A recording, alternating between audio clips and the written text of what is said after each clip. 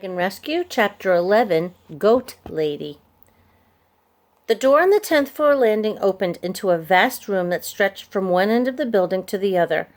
There was a floor, a ceiling, and some windows, but not much else. Except over in the far corner, where a woman sat on a stool facing what looked to be an old-fashioned telephone switchboard. Ben had seen photos of switchboards. In the olden days, people used telephones that were wired into the wall. This was before computers, so telephone operators physically connected the phone calls. They wore headsets and microphones, and they'd say, "This is the operator. How may I place your call?" Then you'd tell them whom you were telephoning, and they'd plug you into the right socket. "Hello?" Pearl said. "We're the apprentices." Without turning around, the woman motioned frantically. "Hurry up, y'all!"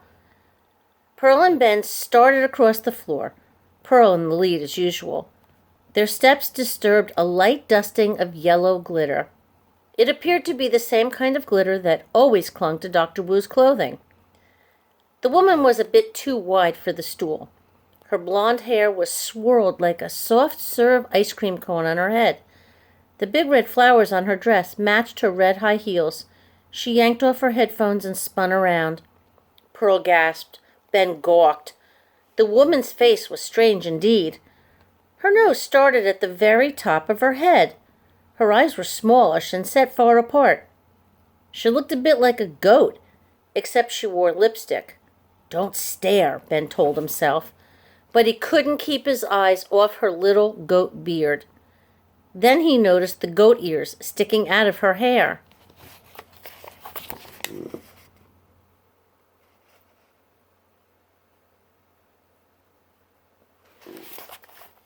"What took you so long?" she asked. She even sounded like a goat. "We were on the roof," Pearl explained. "We got here as soon as we could." "We're not supposed to be on floor 10, Ben said, nervously looking around. Was this a test of some sort? Would Mr. Tabby or Dr. Wu step out of the shadows and say, "Aha! You failed! You broke another rule"? The lady reached into a burlap sack labeled Ivy. She pulled out a long green vine and chewed. "My name's Violet," she said with her mouth full.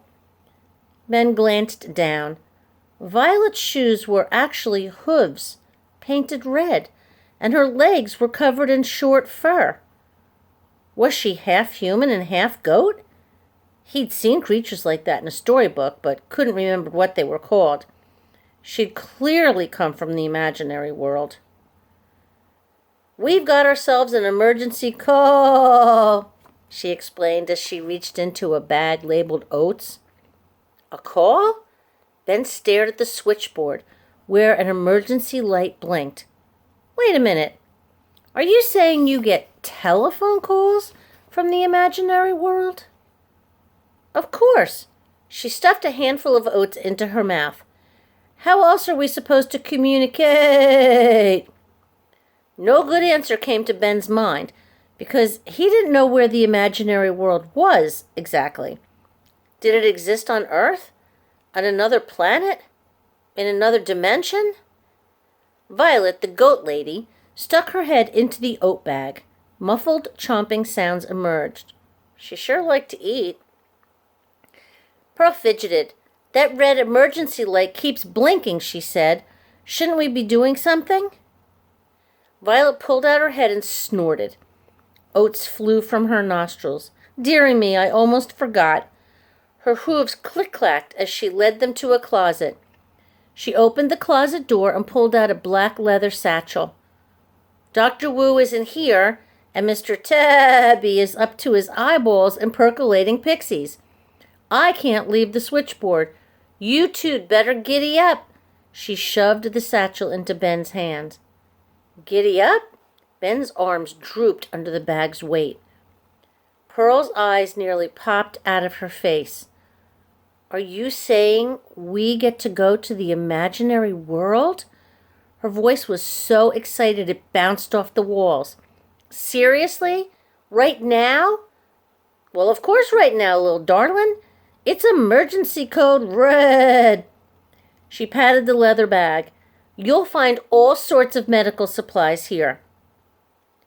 Medical supplies? Ben gulped. But we aren't doctors. She blinked her small eyes. You're wearing doctor coats. Yeah, but that only makes us look like doctors. We're just apprentices. We can't. We can, Pearl insisted.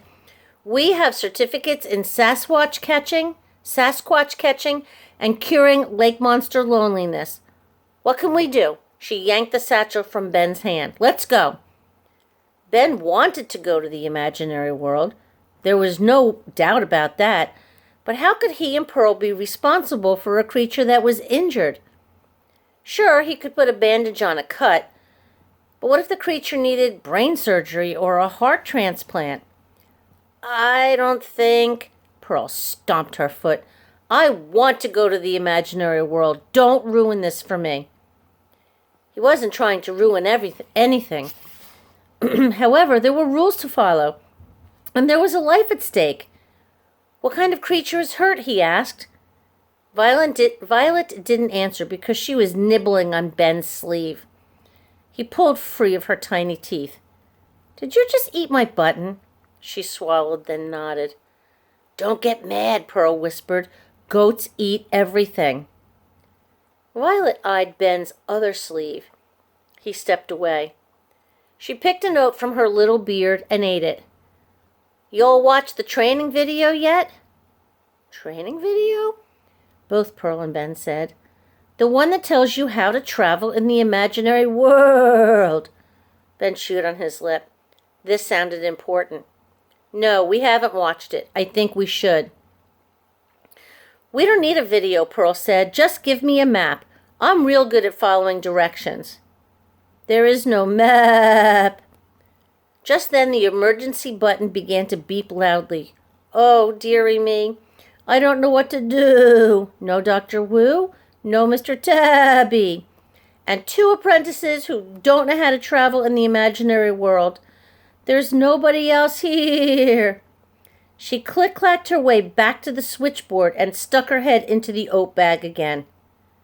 Metalmouth is here, Pearl said. Violet's head popped out of the sack. She looked at Pearl, blinked, then swallowed. Why, little darling, that's a dandy idea. He's been to the imaginary world. He can guide you. She grabbed a microphone. Metalmouth to floor 10 immediately. Code red. Pearl nudged Ben with her elbow. This is great. Isn't this great? We get to go to the imaginary world. Then she launched into her question-asking mode, firing them at rapid speed. What do you think it looks like? Do you think it's beautiful? Is the sky green? Is there a moon and a sun, or are there 2 suns and 3 moons? Do you think the plants are like the plants here, or do they talk and sing? Is there... Something crashed through the window. Pearl and Ben shielded their faces from shards of flying glass as Metalmouth soared across the room and skidded to a stop a few inches away. He'd had to hunch to fit beneath the ceiling.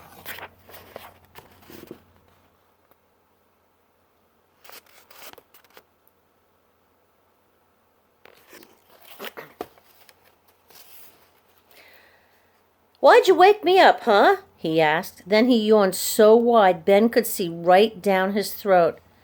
Y'all must go to the land of rain. Metalmouth rubbed sleep from his eyes. Ah, gee whiz, do we have to go now? I just built my nest. What's going on in the land of rain? Ben asked. Well, I'm afraid it's real bad news. Violet, the switchboard operator, shook her head sadly. The rain dragon is dying.